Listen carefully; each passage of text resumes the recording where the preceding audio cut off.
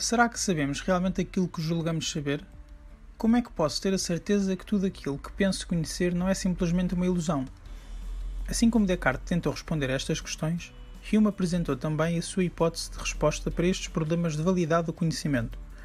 David Hume, ao contrário de Descartes, é considerado um empirista, ou seja, privilegia o conhecimento a posteriori, aquele que depende da experiência, admitindo que a capacidade cognitiva do entendimento humano é limitada.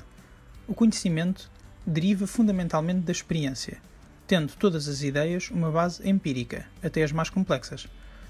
É na experiência que deve ser procurado o fundamento do conhecimento. Por outras palavras, todas as nossas ideias têm uma origem empírica. Portanto, não existem ideias inatas, ou seja, ideias que o nosso entendimento ou intelecto não tenha formado a partir da experiência. Atenção! Os empiristas não negam a existência do conhecimento a priori, aquele que não depende da experiência empírica, como a lógica, a matemática e verdades meramente linguísticas. Apenas declaram que todos esses conhecimentos nada nos dizem realmente sobre o mundo. Se pensarmos em afirmações que são verdadeiras por definição, como por exemplo, os solteiros não são casados, não ficamos realmente a saber nada sobre o mundo. Hume fala de percepções para se referir aos conteúdos da nossa mente. Classifica-as segundo o critério da vivacidade e da força com que impressiona o espírito. Podem ser ideias ou impressões. As impressões são mais vívidas e intensas que as ideias, abrangendo as nossas sensações externas, visuais, auditivas, táteis, etc., bem como os nossos sentimentos internos, emoções, desejos, etc. As ideias são as percepções que constituem o nosso pensamento, isto é, são representações das impressões, ou as suas imagens enfraquecidas. Por exemplo, se estivermos à espera de receber a nota de um teste de filosofia, podemos estar com medo de ter má nota. Espero que depois disto isso não aconteça. Tendo a impressão de medo.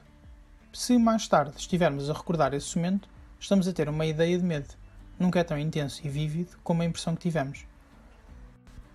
Para esclarecer a relação que existe entre impressões e ideias, Hume propõe o princípio da cópia. Todas as nossas ideias são cópias das nossas impressões. Em favor deste princípio, Hume invoca aqueles que, estando privados de certas impressões, são incapazes de formar ideias correspondentes. Por exemplo, uma pessoa cega de nascença nunca poderá formar a ideia de verde, já que nunca teve qualquer impressão de verde. As ideias podem ainda ser classificadas como simples ou complexas. Sendo as ideias simples as cópias diretas das impressões, o nosso pensamento pode combinar imaginativamente essas ideias de modo a formar ideias complexas. Não existem cães verdes, por exemplo, mas eu posso combinar a ideia simples de cão com a ideia simples de verde e imaginar um cão verde. Hume define dois tipos de objetos da investigação humana, ou seja, dois tipos de conhecimento: as relações de ideias e as questões de facto. O conhecimento de relações de ideias é a priori e corresponde a proposições que são verdades necessárias em qualquer circunstância, ou seja, não podemos negá-las sem nos contradizermos. Como exemplo, temos a matemática, 2 mais 3 igual a 5, ou afirmações como tudo o que é verde tem cor. Não podemos negar sem afirmar algo logicamente impossível, ou seja, sem nos contradizermos, 2 mais 3 não é igual a 5. Este tipo de conhecimento nada nos diz sobre o que existe no mundo. O conhecimento de questões de facto é a posteriori e corresponde a proposições que são verdades contingentes, isto é, que podem ser negadas sem nos contradizermos. Por exemplo, podemos negar algo como vou ter boa nota à filosofia, sem estarmos a afirmar algo logicamente impossível.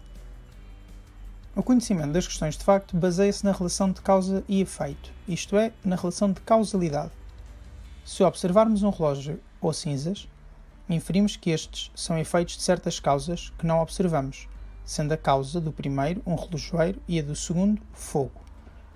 Raciocinar sobre questões de facto é, portanto, fazer inferências causais, ou seja, inferirmos uma causa que não observamos com base no efeito que experienciamos.